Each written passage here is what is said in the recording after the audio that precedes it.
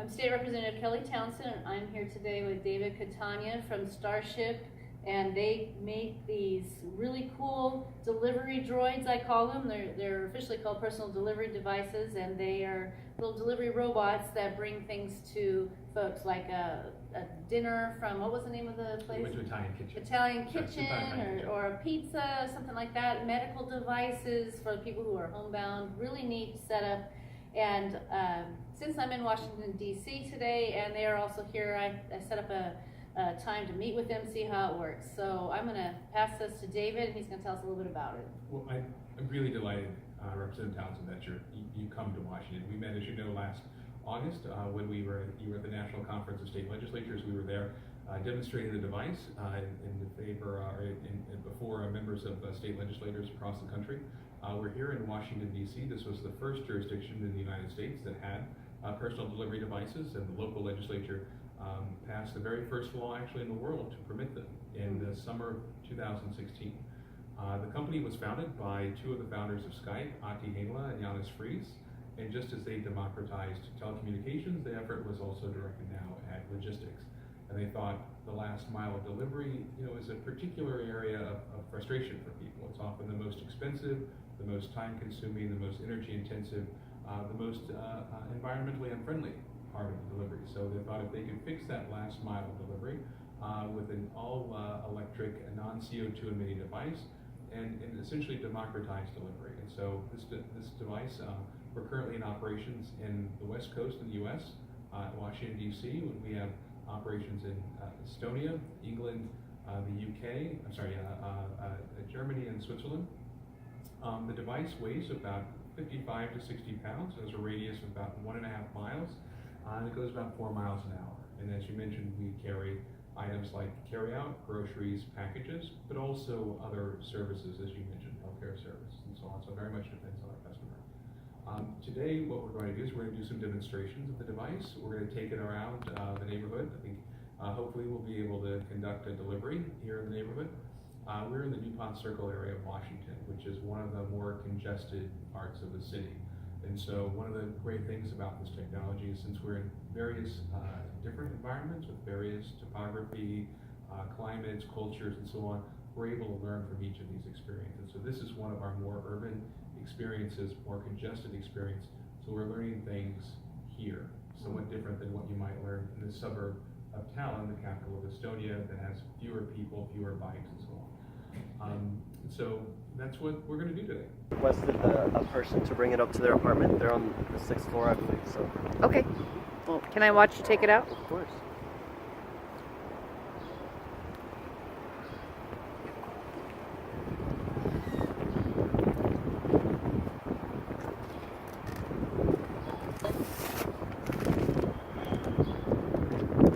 Now, are you just going to leave it out here?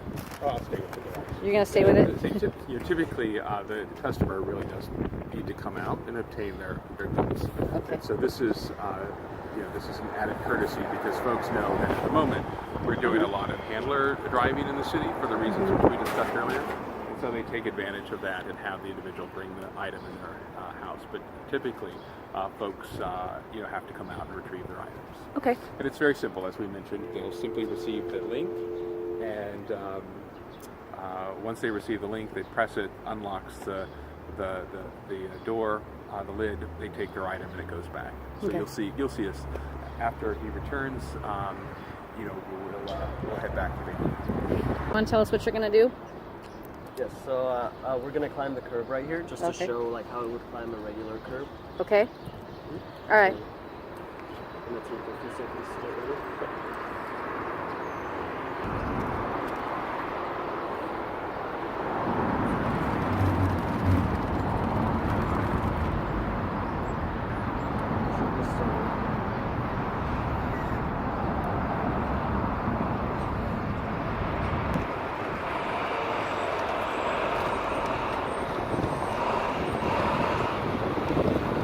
Very cool.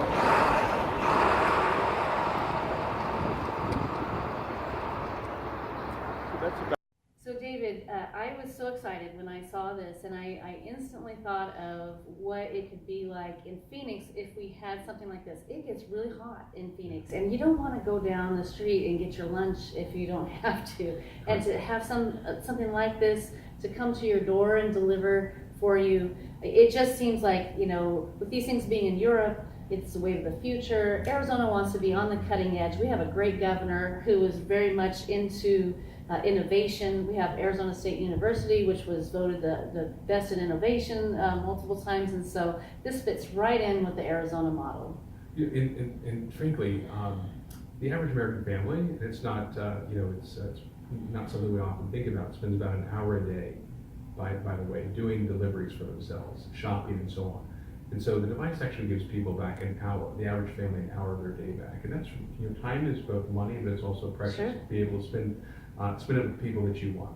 We are thrilled about coming to Arizona. This Starship is a new company. We have operational approval here in the District of Columbia, and then we've been selecting states for various reasons, in part because of how quickly and how interesting they are as far as adapting new technology, how interesting and how easy the regulatory infrastructure is. And to be honest, Arizona is one of the top choices for the company, and we're so excited about coming to Arizona. For the reasons you mentioned, with the University of Arizona, and both University of Arizona and Arizona State, frankly, both. But we are excited about coming to Arizona, and I want to thank you because I've helped I've helped the company now in a number of states obtain legislative approval. So last year we went in Virginia and Florida, Ohio, Idaho, and Wisconsin. And so, Arizona is going to be in the company of some of the most innovative states in the country when it comes to embracing regulatory infrastructure that allow companies to come and prosper, where new technology, innovation, and smart cities can flourish.